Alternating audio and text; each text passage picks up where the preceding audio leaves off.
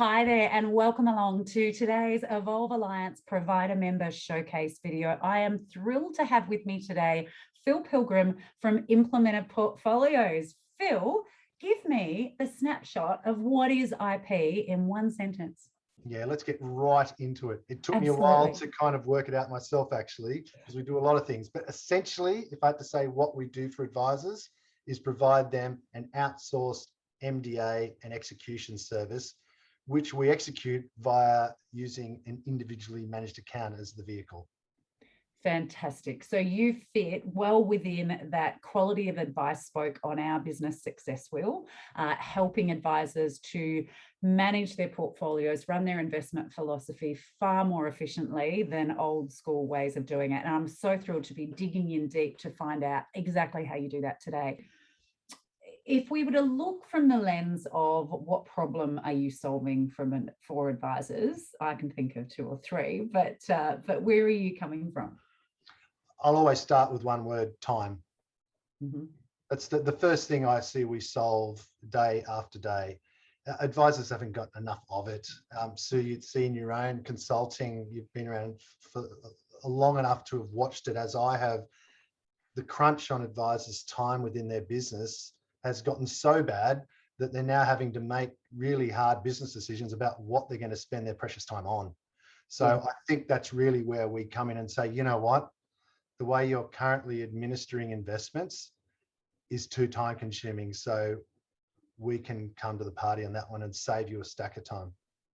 And is it purely, I know we're going to get into a bit of detail, but is it purely the administration of the assets? Is it the advisors still making those investment decisions in the underlying portfolios, or how does that work? No. So we like to think we work with the advisor. So some advisors still want to play a role in some of those decisions when it comes to the investments, but they don't want the hangover that comes with making those individuals recommendations or decisions that then cascade into a stack of administration. So from one hand, we give advisors model portfolios, if you like, that they can use straight off the shelf that save them making any of those decisions. So, we're seeing an increasing breed of younger advisors and some older ones who have got some, new ways of thinking about these things, where they're saying, look, I just don't want to be up for any of this investment decision stuff. It's just not my core. It's not what my clients are paying me for. It's not my value proposition. Yeah. So they can come to us and completely outsource that. We've got an outsourced asset allocation investment committee that builds those models and administers them on behalf of the advisor and the client. But at the same time, there's always going to be that uniqueness. And that's where we really come in, where that client's got a preference or they've got something about their own situation that means they need to be treated a bit differently. And the advisor will want to step in that regard, and we can facilitate that as well. So there's a lot of flex in what we do, but at the moment, I think a lot of advisors sit in a world where if they flex outside the models, they end up in what I would call manual mode. They effectively end up running, again, what I call a manual IMA type situation, which is none too fun when it comes to the big problem of time. Absolutely. And we talk a lot with our firms around their value proposition, and it's rare nowadays that there is a firm. Well, actually, I'm going to contradict myself. So we've been through a period where it's rare that firms will say, I'm an investment expert. I'm going to pick the stocks. That's what my clients pay me for. Quite simply through the ridiculous amount of compliance and education and CPD and so forth and administration that advisors have to do. You just simply do not have time. If you've got a client book of 100, 120 clients, there's no way that you have the time to invest in making those investment decisions. And we would argue that the clients are not actually expecting you to do that. They expect that you to find the right outcomes and the right style of portfolios, but they're not necessarily thinking you're the one that's specifically going to pick it. But then there's actually a bit of a new breed coming. Look, there are some advisors that we work with that are ex-stockbrokers. So they've got that happy medium. And we're starting to see a few more of these, though, But it only really happens when you've got an advice firm at scale, because if you're thinking that you've got advisors who are also the investment managers, that is really tricky. When you've got a larger business, you might have a few experts on your team, but we're often saying, well, how on earth is one person sitting in an office able to be better at making decisions than whole teams of people that are absolute specialists that never have to deal with retail humans and so forth. But what I like about you, and that's probably what's going to make our job a little bit difficult in this video, what I like about IP is that you are actually able to service people at whatever end of the spectrum they're on. Either do it all for me, I want to find a great solution where I don't have to pick the underlying stocks or set the asset allocation, through to those others that are experts and have got the functionality and the facility to be able to do it. And then there's those in between too, where there's people that want to provide SMAs and all of the flexibility and so forth that comes with that. But they may also have an external asset consultant that will come in and help them make some of those decisions with their, and for those listening to the audio of this, I'm using quotation marks with my fingers, the investment committee, which might be made up of a couple of advisors of the business, perhaps a board member, and perhaps the asset consultant. So IP works with firms at all ends of that spectrum. And that last example? Yeah, that last example, not so much in recent times. So Okay. again, for us so we have our own models that you can modify. They're ETF-based models, essentially. Right. So if you've got a client who has a particular need and you want to, and we'll get into the functionality part. Yeah. I think it's really important to understand that. There's a huge lack of information and understanding when it comes to the acronyms of SMA, IMA, and MDA. Yes. Are you going to clear that up for us today, Phil? I definitely will. Yay! And yeah, I've heard them interchanged all the time in some crazy conversations. So we'll clear that up at some point. But in terms of that right end of the spectrum where they've got their own investment committee and they're building their own models, they need a stack of help with the execution.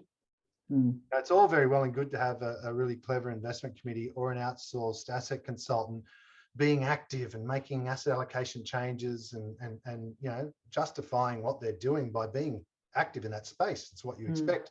I don't think anyone expects to go to an outsourced asset allocation consultant or whatever type of investment consultant and expect each quarter it's no change. Yeah. There's going to be activity there. The problem is, depending on the solution you're using to administrate those changes, it could be totally debilitating to the business. Absolutely. So we haven't come at that space until recently. We're starting to talk to people in regard to more total bespoke models. But to be really frank, before anyone gets the wrong idea, the scale of those conversations is substantial. I mean, I won't give you a dollar figure right here and now, but we're talking large businesses. Yeah. Okay. So and as you said, they're the ones that kind of tend to be able to justify that because of their size. But the average advisor that we deal with, they don't end up in that space. It's not what they actually aspire to. It's not what their value proposition is to their client. And I know we could probably have a whole other session, Sue, where you talk to me and we discuss getting your value proposition right. Oh yeah. This is where I think the crux of the conversation is. Some advisors still hang on to a value proposition around investment smarts, even though it's extremely hard to maintain and justify. But it's really just in the absence of having confidence that there's so many other things that clients are willing to pay you for. Yeah. So they're the advisors we tend to work with more and more, where they're just saying, you know what, they don't even consider they're paying me for that investment stuff. So, to be damned if I'm going to spend a stack of time on it. Exactly. What I'm going to do is work with them and help them understand and build the best life possible. Yeah, fantastic. So we're going to drill into a bit of detail on exactly how it all works. This is probably a good time to listen to a testimonial from one of your advisors. At Qsa Financial Services, we are a one-stop shop for our clients where we do lending, financial planning, and accounting, and we're based on the Gold Coast. We've been partnering with Implemented Portfolios for just over 4 years now. Why did you decide to partner with Implemented Portfolios? We chose to partner with Implemented Portfolios because we were really looking for a point of difference for our clients. We wanted some help with our office efficiencies, and I think we really also wanted a team that could help us deliver the service and the value we wanted to for our clients, and we found that it worked really well with them. So what have been the outcomes for your business and clients? From a business perspective, the partnership has allowed us to spend more time with clients as advisors rather than in the back office administering investments, which has really allowed our business to grow. What it's meant for our advisors is they've really now got the time to build strong client relationships, which we know our clients value most of what we do for them. They're not really caught up in the day-to-day nitty-gritty, change an investment option, need to do a record of advice, and the administration side of their jobs. And I find that that has allowed them to really help our clients achieve the goals and objectives and achieve the things and the reasons why they come to see us as an advice firm. From a client's perspective, we all know every client is different. So to have an investment service that can be individualised to their specific circumstances and then implemented is something they really appreciate. I think one of the biggest ones is the regular communication they get, written by Implemented and distributed by them, but branded us.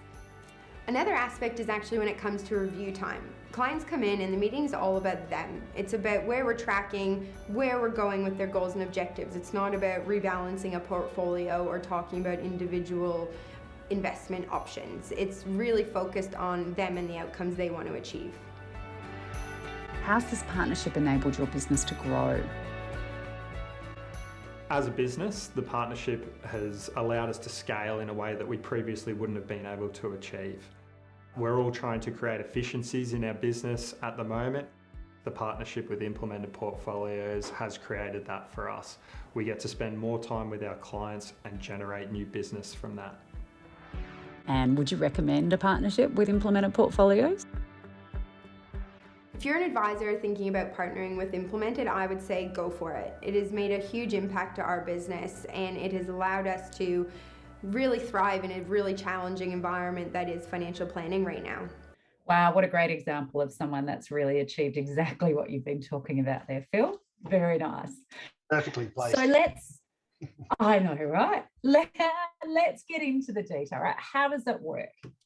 Righto. Well, let's debunk a few misunderstandings around the acronyms.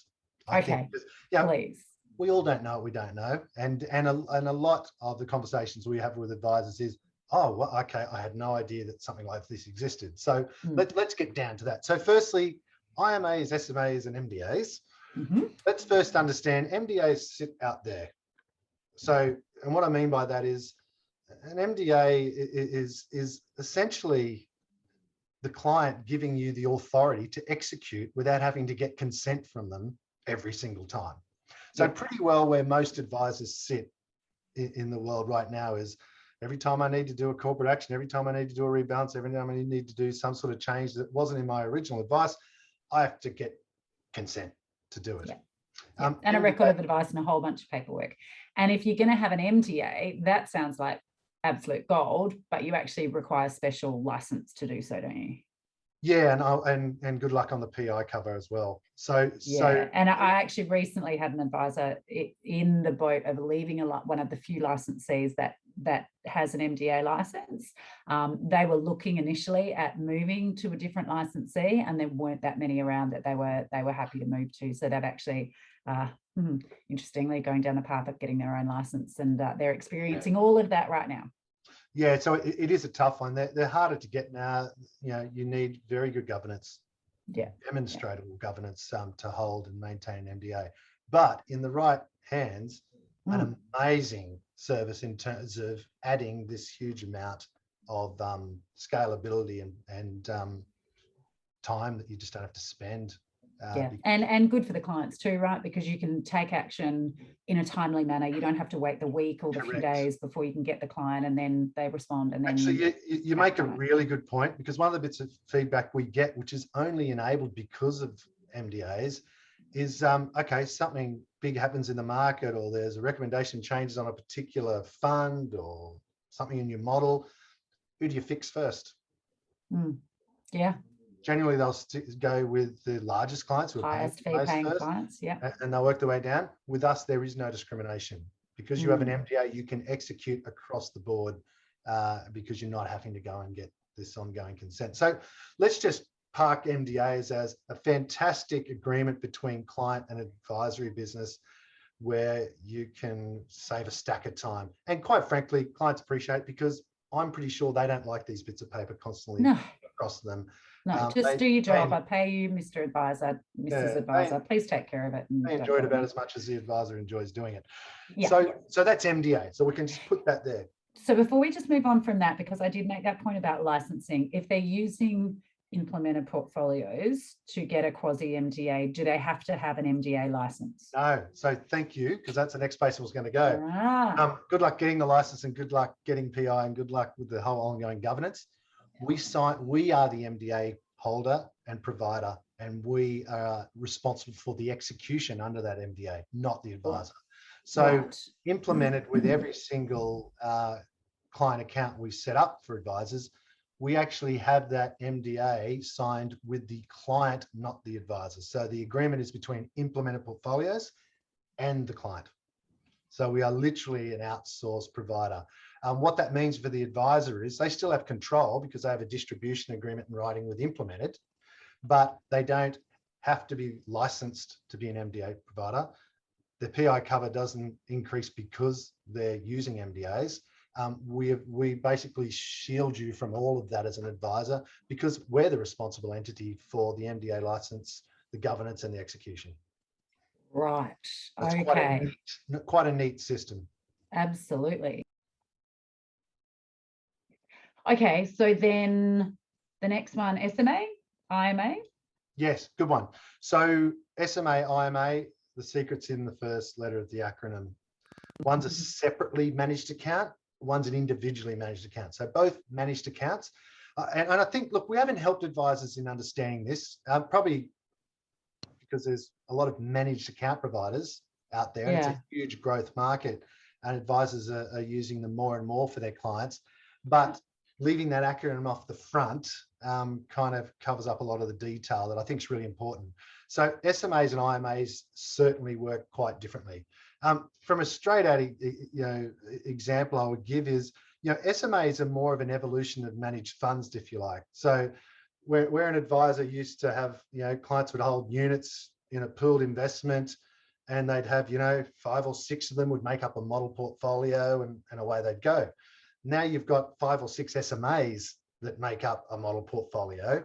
The benefit being that with an SMA, the client gets the benefit of direct ownership of the assets rather than pooled unitized ownership within. Right. So their own capital gains position, they can see more transparency. Franking credits, all those things are like owning the real thing at the end, which is great. So that's one of the great things about SMA. So it's been easy for advisors to transition to that as a story and a reason because there's some benefits over and above managed funds. And I think we're seeing, if you were starting up an investment management firm right now and you were deciding, would I start up SMAs or managed funds, I'm pretty sure you'd be much more inclined to start up your new offering with SMAs. Yes. Pretty clear that's happening. So let's talk about the differences though, because the problem with that is, as much as there's a benefit over managed funds, you're not really getting any efficiency benefits though. So the same problems still exist here, which is when decisions happen, when decisions are required, I should say, or changes are required, I'm still having to sort of dip in as an advisor and make those changes. On the one hand, platforms have come a long way. So some of those ongoing things can be automated, like rebalancing, for example. You can automate that. But in a lot of cases, as long as you stay within the confines of the model. So if I'm dealing with you as a client, Sue, and you've got some uniqueness to your circumstance, which means this model might be okay. It's a balanced type profile in terms of a asset mix, but you've got some uniqueness to your situation where I need to change the model a bit to accommodate to your own personal circumstances. With a lot of SMA models, as soon as I step outside those confines, I'm back to manual mode. You know, I'm back in there every quarter, which ends up blowing out to every 6 months, which ends up blowing out to every year, because I'm avoiding the inevitable, which is I need to make some decisions and make some buying and selling decisions and write an ROA and get it done. That's where I think we come into play. So when you move to an IMA, it works at an individual account level. So for a start, you need one IMA, not 5 or 6. And that one IMA becomes the vehicle which houses whatever investments are right for the client. So in our case, it enables us to do so many more things that are at an individual best interest for the client decisions and implement them in a way that would be really, really onerous for an advisor to do in practice. Pretty much when we go through this, you'll start to see what a lot of advisors see when we talk to them, and that is, this is the kind of stuff I wish I could do for each individual client, but there's no way I can justify it. Yeah. We kind of provide that level of bespokeness without the onus on the business. Yeah, fantastic.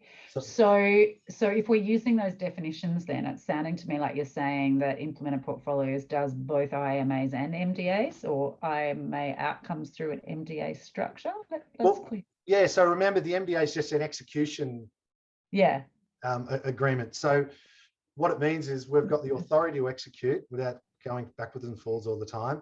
But the IMA gives us the flexibility to do the execution on the underlying investments in a much more individualized way. Great. And I'll talk you through examples if you like. Yeah, that'll be fantastic. And from the client's perspective, that satisfaction or peace of mind knowing that you will do all of this without them having to, you know, they can go off on the holidays, they can live their busy lives without having to worry about paperwork. But from an asset protection, from a custodial perspective, what are the details on that? So custody wise, you know, when you're talking about, it's really about the beneficial and owner of assets. Yeah. So that is the same as if you're on a platform, as if you're in an SMA. Essentially, the entity at the end of it all, which is the client or their self-managed super fund or their trust, or whatever, they're the beneficial owner of it all. We are simply in the cases where we're doing it through a platform like NetWealth, we're simply administering and executing on those investments on their behalf. Yes. So I might talk you through some examples just to demonstrate the flexibility capability of this, because I think this is where the rubber hits the road. Because as I said before, a lot of advisors are running manual IMAs. They've just never heard it defined like that. Yeah. So if you look at a typical client situation, so a client wants to, you know, they're wanting to set up their investment strategy. You'll look at one of our models as a start point. We have like model 1 through 5, typical conservative to aggressive. The risk probably an old-fashioned uniqueness about us. Our model 3 in the middle is close enough to 50% growth, 50% defensive. So it's not one of those industry super fund balanced portfolios. Yeah, it's not a balanced fund running at 85% growth. He says tongue in cheek. Oh, so I shouldn't have said that out loud. Yeah, so you can cut that out later if you like, but or not. We're just working on facts, aren't we? So we just go on numbers, not names. So the advisor will find where the the appetite for risk is with the client. They'll decide that risk conversation, where to start with our portfolios. All of our portfolios are majority ETF built. So they're low cost, they're not active, they track the market. But what we lay over the top is we've got an asset allocation investment committee, which is headed up by John Riley, who oversees a dynamic asset allocation discipline to all of our models as well. So what you're getting is, yes, we track the market, we use low cost ETFs, and we stick to those ratios of growth and defensive. But then we look at what we think empirical evidence demonstrates very clearly. Asset allocation really matters. And we've compared the data on SAA, which is a convenient philosophy if you don't want to make a lot of changes, versus DAA, and we can see the protections that DAA put in place. And we've got not back-tested data, real data, going back to well past the GFC, where we can see how effective that's been. So we offer that up as part of our service as well. So we're not just offering an MDA outsource and execution service using IMA as the wrapper, we're also offering an investment allocation expertise that runs across the top of that all the time. Great. So if we go into the flexibilities that then brings with the IMA, so typical clients, say they go into Model 3 and that's their sort of 50-50 growth versus defensive. That might be as simple as it is for that client, but more often than not, there are some differences with that client that you'll want to cater to. For example, maybe they've got some other assets that you want to take into account. For example, say they've got some bank shares they bought 1,000 years ago that have got big CGT gains attached to them. Because it's an IMA, you can in specie direct equity straight into that same IMA that the model sits in. And once they're within the IMA, then it gets quite interesting because you can then set rules. So the advisor has at their fingertips a rules-based system where they can say, hey, in specie those CBA shares in, but let's correlate those CBA shares with the ETF model when it comes to the Australian equity ETFs. So I'm not overweight in Australian equities. At the moment, you could probably go even deeper than that. The current model's got a financials ETF for the Australian equities. So you could just correlate with that ETF only if you wanted to. What you can then set a rule is, and I don't really want to disturb those CBA shares, so let's ring fence them and don't trade. So when it comes, so every quarter, we will religiously rebalance every individual portfolio back to the asset allocation. But in that case, we won't use the CBA shares to trade to do that. We'll use the ETF, the Australian equity holdings, to trade to do the rebalancing to preserve those CBA shares. So what would otherwise be a painful situation for an advisor to deal with potentially, where they'd either do a couple of things. One, slug it out, do the right thing and just administer it, making lots of decisions, writing lots of docs and having help when you have new staff members in, because how do you keep that note against the client to make sure that they never get, And unlikely you're going to do it quarterly, right? If we're going to be honest. Or let's just sell it down and move it in. Which again is convenient, but might not be the right thing. And if you've got a client who says, I actually really like those shares, so I don't really want to, they may just leave them outside and not kind of involve them so much. And that's what we've seen, either that the advisors just go, look, let's just move your whole portfolio into the way we want to manage. And that creates all sorts of CGT issues for clients that's unnecessary. But then also, then the client saying, well, hang on, have you then bought back some of those within some of those ETFs? What was the point of that? But equally, I see this as perfect for clients that might have employee share schemes, or they've been involved in boards so that they've got different shares and they've got different escrow periods or acknowledgements that they've made that they'll hold on to them for a period of time. Like, finally, you can manage it. And like you say, the other option is, so often we do see, maybe not quite so often anymore, but always used to, if a client has the direct equities portfolio and they like it, there were some advisors saying, well, you just hold on to that separately. Maybe we'll put it on the platform so we can report on it, but we'll leave that alone and we'll treat the rest of your money and apply your asset allocation just across that, which completely throws out the client's entire holdings. Because you're trying to treat them as two different things. So and if you look at the problem they're trying to solve themselves is inefficiency. Like, I can't do it, so I need to find a way around it. And we see a number of advisors who do what you just pointed to before, Sue, which is their answer is, well, we're just stoic in, if you're coming to us, your money gets sold down, it gets put into this, because that's the only way we can make this work. And with bid nowadays, that's a really hard line to hold. Yeah, so what you find is that advisors will just have their standard paragraph, those in that situation, that'll try and justify the reasonable basis. And I just don't think that's where we're headed, because I think on the flip side of that, we have to be much more client-centric. What does the client actually want? And also, as they're becoming more and more wise, what does the client expect? They want to be treated as an individual. They want to have conversations that are about what's best for them, what they're interested in, what their preferences are, and have something built around them. The problem is to build something around a client such as that is not ideal, because advisors know that there's a lot of admin in that. And I know some fantastic advisors who previously were doing just that. Yes, they knew they were bumping their head on what's possible in terms of total revenue for their business and growth, but they knew it was the right thing to do. Then coming to find someone like us who can take those instructions, set them on an IMA, and then execute and administer that and do it quarterly, music to their ears, and all of a sudden their business goes into this growth mode that they didn't think was possible. And their clients are getting an experience that is fantastic for them. It's about them. It's at an individual level. Let me tell you also about some of how individual it does get, because our IMAs can be individualized right down to the holding level. So a bit like when we said we can ring fence CBA shares and do the correlations. But what happens when you go to rebalance, or what happens when you add new money to the model? You can set rules around that as well. So another bugbear of advisors is implementation. Like, you get a 500 grand account in a market like we are in right now, where things are quite toppy and nervous. Do I want to bang that money right in day one or week one?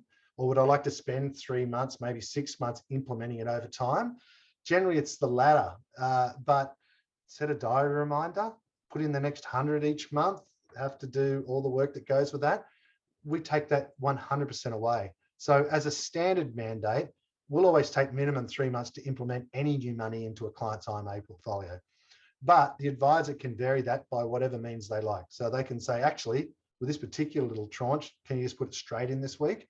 Or can you take 12 months, not 3? Set the rule, forget, we implement, done. Brilliant. So, because I can give you an example of a firm that we worked with quite recently. One of their advisors was doing exactly that, wanted to dollar cost average it in, didn't trust the admin team to do it. So the advisor himself, we discovered later, it's like, how come everyone's got more productivity than you? Why aren't you fitting in more appointments? He had a spreadsheet for every individual client, and it was the advisor that was up at night doing these trades for the client. And it was, not only was it incredibly time consuming for him, but it was a massive risk to the business as well. So that in and of itself is and the right thing for the client, right? So hats off to the advisor for burning the midnight oil on that one. Yeah, but you know what? So much room for error. Yeah, correct. And although we are execution experts with over a decade of experience, we're on the hook for the error. You know, we're taking responsibility for execution.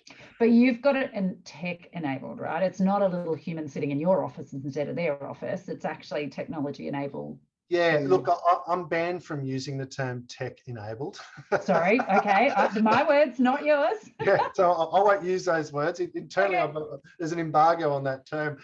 Look, what I'd say is, which sounds like the same thing, just said differently, we have put together the right software, service and solutions where we're able to execute this in a scalable way. We don't have a huge business. We've got 22 employees in total implemented, and we're able to remodel 4,500 IMAs daily. So it's a very scalable business in that way. The other thing in terms of this daily work that we do that advisors love, to round off on the incremental implementation, we give you access to portfolio managers directly. So the advisor gets to build a one-on-one relationship with the actual person who's actually sitting in front of the screens, trading and setting up that actual IMA for the client. So from an advisor's perspective, this is where the do it with you approach comes in. You're not just throwing it into a digital black hole and then monitoring it online. You actually have at your disposal a direct phone number or email address with the actual person. So what that brings with it is another communication line and giving transparency and visibility to the advisor without them taking a lot of time to get their head around things. You spend half an hour on a regular half-hour monthly meeting with your implementation portfolio manager. You're really across what's happening in the market and what's happening across your client accounts. But that particular real person also, instead of when you're doing incremental implementation, you'd think, okay, it's the 10th of October, it's time for the next 100 grand to go in for that account. They don't do that either. So I've actually got a personal experience because I've been watching some money I invested being implemented over time into my IMA. And because markets have been how they've been, I've watched and I've noted that they're actually implementing the defensive assets of my one first because of how toppy the equities are at the moment. They're looking for other opportunities. So there's this sort of trader level, I suppose, you're bringing to it, where they're not going to do stupid things even when it comes to that time each month to put in. They might look at it and go, actually, we'll spend all week implementing that 100 grand because that makes sense given what's happening in the US market and certain things.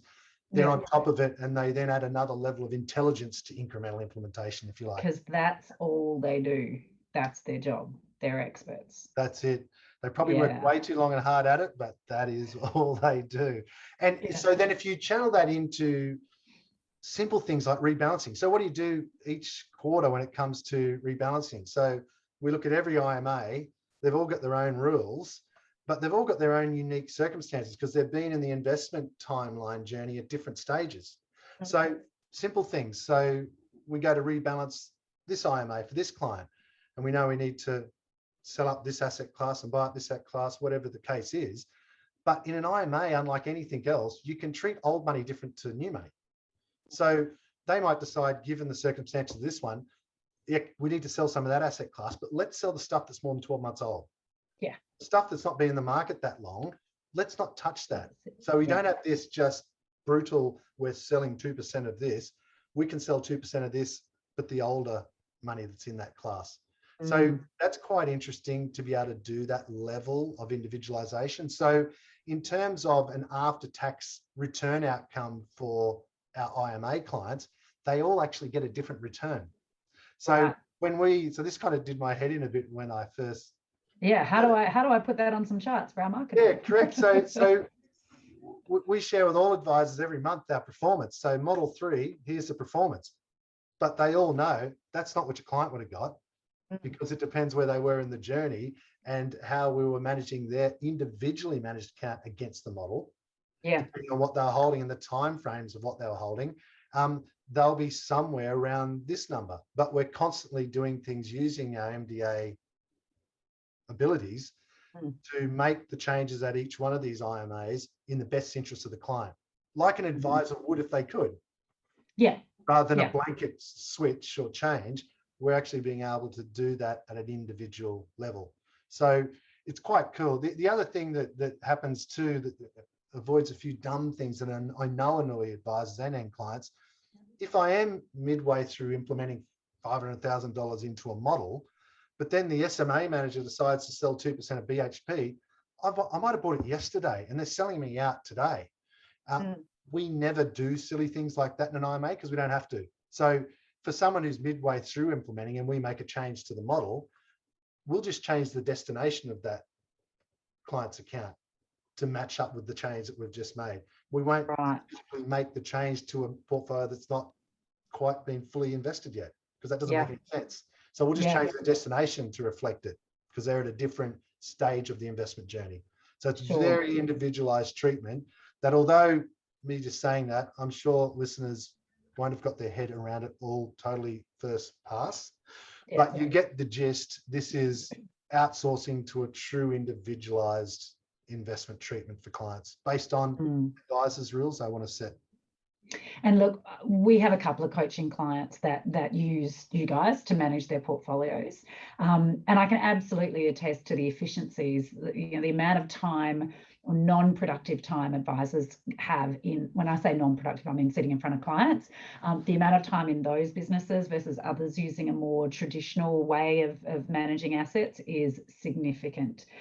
One of the other benefits that I know is really powerful is your communications piece. So your sort of, market commentary. Do you want to share that? Yeah, sure. I'll share one other little I'm jumping note in with you too, just around the efficiency. We can actually put a number on it. Because what we did, we got Investment Trends to do independent research on our advisors to work out, the pre and post outcome in terms of time. Because if we're going to bang on about saving time, we probably need to get some evidence. So it worked out on average, we were saving our practices 22.4 hours a week in time, which is solid. To put that in context, Investment Trends don't just do surveys and research on us. They've also done the same work for some other SMA model providers. They're working out at about 13 hours. And I know for a fact what the difference is. It's the 20% of your clients that need really bespokeness in terms of their investment solution that kills off your time. If you could just make it all work like the 80%, you probably wouldn't have the problem, but that's not always in the best interest of the client. And it's not always a good compliance decision to make. So it's that 20% that we can allow to treat just as efficiently as the 80. That's where the difference is. We can help you across the whole piece. So I just wanted to add that in as a bit of evidence that we've got. So comms is a huge one. I actually underestimated this one, and it's something that no other business I've seen does like we do. Lots of people in our space of managing investments or executing on investments do kind of newsletters and market commentaries. We've taken it a step further. So we take the brand of all of our advisory practices, we write weekly commentary, and we put their brand on it and send it out from them. So it's not an implemented communication. It's an Elixir communication. It's from the advisory business. The difference is the advisor doesn't have to write it. So we write it. The weekly versions are very straightforward. Here's what's happened in the market this week that's notable. Here's what's happening with the portfolios and the decisions we're implementing at the moment and the decisions we're considering at the moment. Interestingly, we're telling people before we make decisions rather than after as well. So advisors can actually intercept some of our decisions if they know something about the client we don't. Right. So the feedback we've had on branded comms has been phenomenal, especially through COVID when we had that horrible March, which is quite a while. So it's about 18 months ago, isn't it? But we actually upped our comms because we understood one thing clearly, and that is the worst thing you can do in a crisis is communicate less. The best thing you can do is communicate more. And the feedback we got, and still get on an ongoing basis, advisors, but their end clients love it because it demonstrates you're in their corner, you're being active, you're across it. They don't think you're physically making the trades. They know that because you've told them that, but they know that you know exactly what's going on because you're able to tell them about it on a weekly basis. So it builds a lot of trust. Can you actually, because for some clients weekly is way too much, can you sort of specify with each client how often they get those comms? Yeah, you can, but I could count on one hand how many have done that. And really? Yeah, because the reality is, I think 50% stop opening them. Yeah, because they just know that it's there. They love that every Friday afternoon, my advisor communicates with me, or at least tries to, on what's happening with my investments. Have I lost interest after a month or two of reading it and then realizing, you know what, they are all over it. I don't really need to be reading every single one of those. But just the clockwork nature of, it's like any solid business. If you're doing something, you need to be very consistent. You need to demonstrate that you are consistent and you keep doing it. So every week that goes out, and very, very rarely does an advisor look to unsubscribe clients from that. It's the opposite. They absolutely give the positive feedback all the time. It's written in layman's terms. We then do a monthly, more comprehensive wrap up for the month, and then an even more comprehensive wrap up each quarter. And that accounts to 62 points of communication each year, which is probably double what the rule says is the minimum you need to be doing. Oh, more than double, I would say. And this is where I think, as much as we talk a lot about, and we said it earlier in this session, advisors, really great financial advisors, are not holding themselves out as being investment managers and they're going to make the right call and that's why you pay them. It's part of their proposition. By the same token, clients just expect that you're going to do that well. It's kind of one of those hygiene factors to say, well, I'm not going to come to you if you're not actually, if you're going to help me lose more money than I would if I was on my own. And so this is the first thing when we work with advice firms, and quite often when we'll come and analyze the business, they'll know, and they'll have known for a while, that the way that they manage money is not terribly effective. And so the thought process goes from, do you think active management adds any value? And so there's the conversation there around, index funds. And some advisors are absolutely convinced that they've taken it all the way to, you're not paying me to be an investment manager. Therefore, I personally don't think you can add any, and this is not me talking, this is the advisor in the example. The advisor might be saying, I don't think you can add any value by active management. So therefore, we're just going to use index funds, and whatever the market's going to do, the market's going to do. So what we're talking about here clearly is the advisors saying, well, I don't want to be the one doing it, but I think there's more value to be added than just riding the roller coaster. Therefore, I want a solution that is going to be individually tailored to clients, that I'm not going to do hands-on, that I can prove to the clients that we are adding value, but I don't physically have to do it. And so I can still add all of these other areas of value. So clients still see me as being their partner, helping them achieve their best life, making great decisions, managing behaviors and all the other things. And that investment box is ticked with a really, really big fat pen. Yeah, perfectly put, I think, Sue. I'd love to have that proliferate through the entire industry with speed. Look, I think it's a transition. You know, we talked about it at the beginning of the conversation. I don't expect advisors are going to be able to make that leap in a heartbeat. It's tough, right? But you've got to get honest with yourself. I think that's the really tough bit. And the advisors we have the most success with, without a doubt, big, small, in between, it doesn't matter. They're the advisors who can step away, take off their advisor hat for a moment and put on their business owner hat. Because when you put your business owner hat on, you start analysing your cost to serve.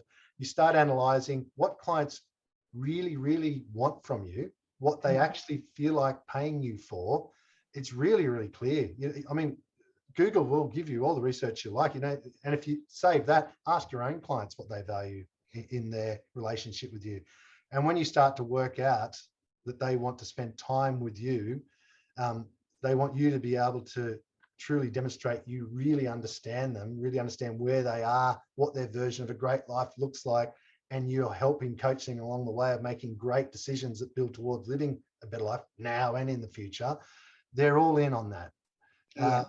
You know, whether you can beat the market or not, I think is really not on their shopping list in terms of compelling reasons to do business with you. And the irony of it is, and I'll be a bit careful, I don't want to be too brutal, Sue, with this comment, but you know, advisors who are super active in promoting themselves as guru investment managers and getting great returns for clients, I'm not sure they all sit down with clients every review and have a really genuine benchmark and benchmark themselves like fund managers do.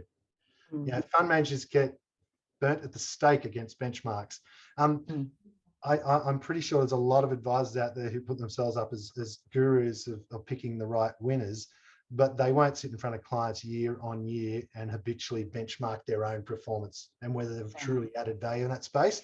And I think that kind of speaks volumes for, you know, why, again, you shouldn't put it up there, because you'll never be able to outperform all the time. So therefore, in the years you don't, where's the other value that you're delivering? Where's your value? Yeah, it's a game. It's a game sure. You're better off not starting in a way.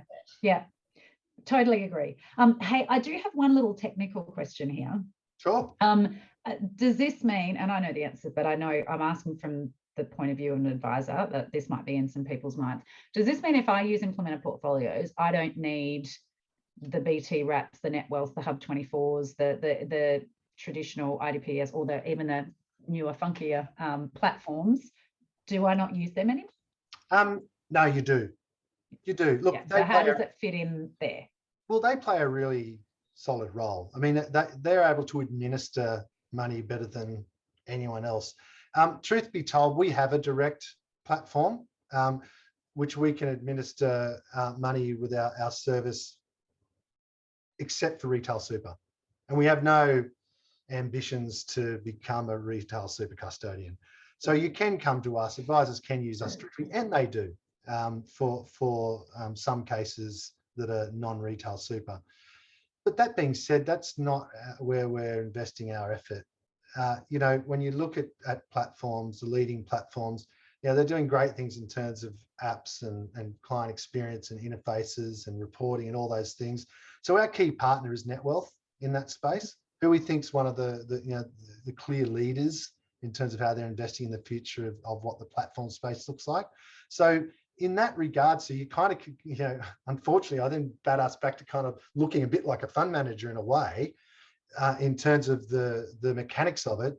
You know, you set up literally with NetWealth, they've got a digital application process.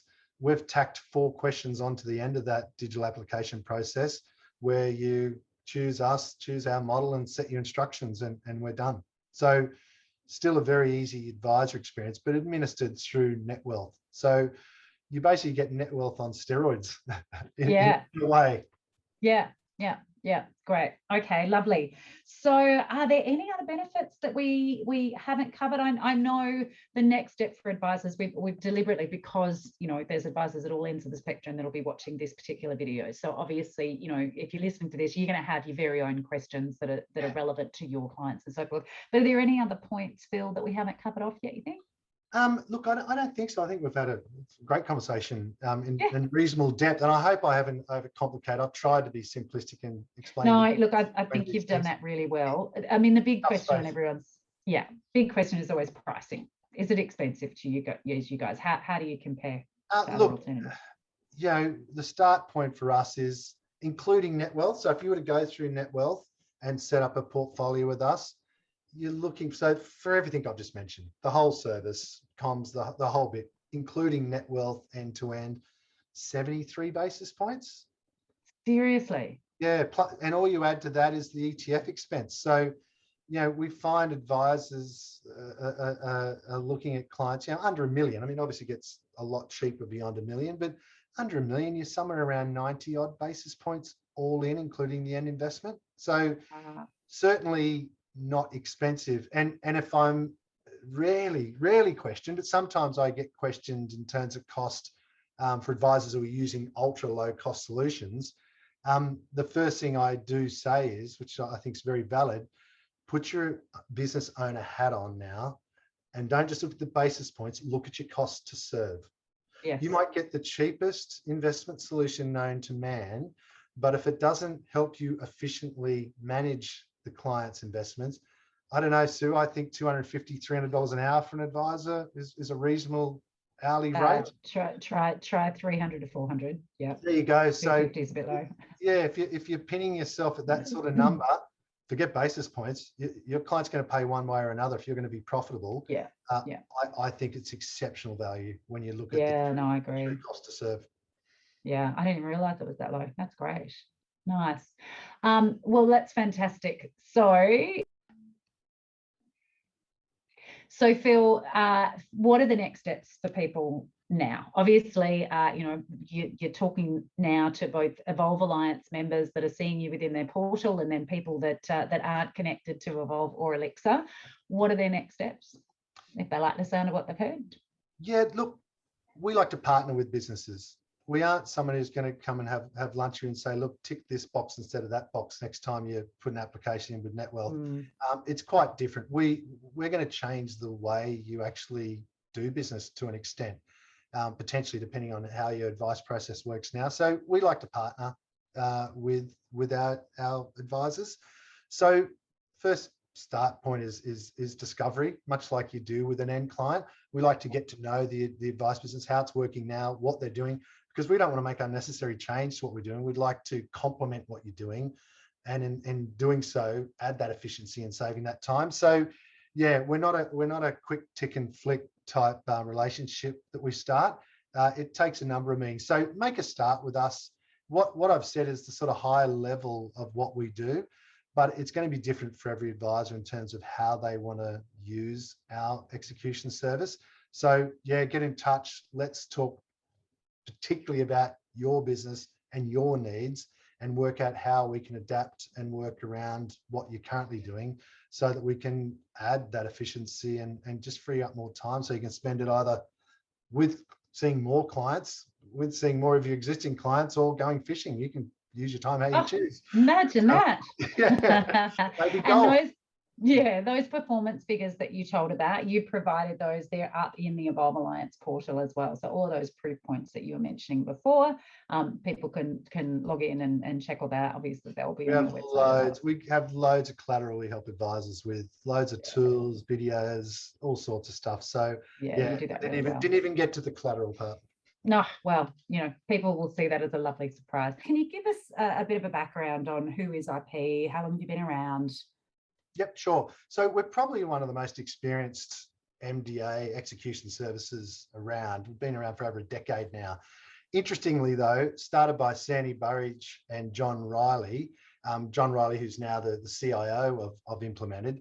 And they were two advisors running an advice business, and they saw a problem They decided we need to solve the problem. There's nothing out there that does quite what we want it to do. And after a few trials and tribulations, came up with something that worked exceptionally well 10 years ago, well enough that they decided to offer it out to the market, and it grew to become the successful business it is today. Well, hey, Phil, thank you so much for your time. It is a delight to have you on board as a provider member for our advisors. I know firsthand the difference that you make. So thanks so much for your time. Great, Sue. Thank you very much for having me.